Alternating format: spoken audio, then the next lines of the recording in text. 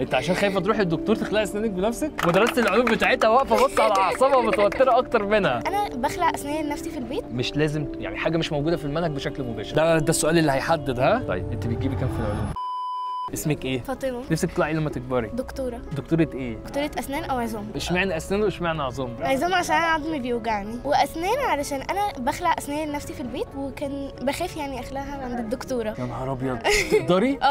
انت عشان خايفه تروحي الدكتور تخلعي اسنانك بنفسك؟ فعايز تطلعي بقى دكتوره بقى عشان تكملي الموضوع بقى وتخلعي لاولادك ومحدش يشغلك في اي حاجه. ايه اكتر ماده بقى بتحبيها في المدرسه؟ ماس. ماث؟ والساينس؟ برضه بحبه. يعني لو سالتك ماث او ساينس هتجاوبيني عليه؟ طبعا. 4 في 7. 4 تايمز 28. برافو عليك، اجابه صح. اصعب؟ اصعب اقول لك رقمين في رقم؟ عادي. عادي؟ عادي. 16 في 8. صعب قوي. لا مش صعب، ركزي فيها. قسميها حاجتين. 128. برافو عليك، سقف عليها كبيره يا جماعه. كده هي عدت من الحساب.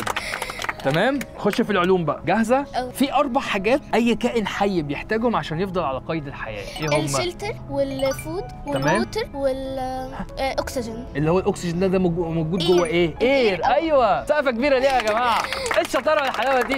مدرسه العلوم بتاعتها واقفه بص على اعصابها ومتوتره اكتر منها.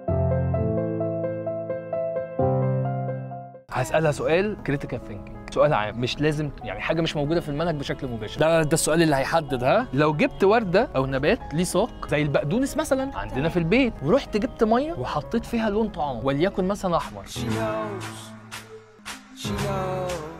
الابتسامه دي ابتسامه عارفاها الميس قالت لي عليها. عارفاها. لون الساق هيحصل له ايه؟ هيتغير. ليه؟ علشان الليفز بتابزورب الووتر. أيوة. فاللون بتاعه بيبقى بيتغير، ولو جيت تقطعه من النص هتلاقي ان هو لونه اتغير وبقى احمر لو حطيت لون طعم احمر. طيب انت بتجيبي كام في العلوم؟ انا السنه اللي فاتت جبت 100. قفلتيه؟ قفلت. والسنه دي ناويه تقفلي؟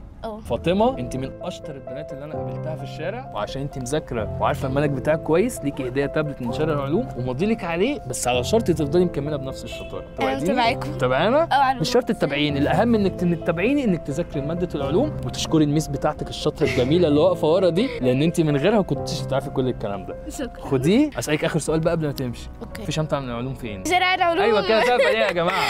الف الف مبروك يا فاطمه.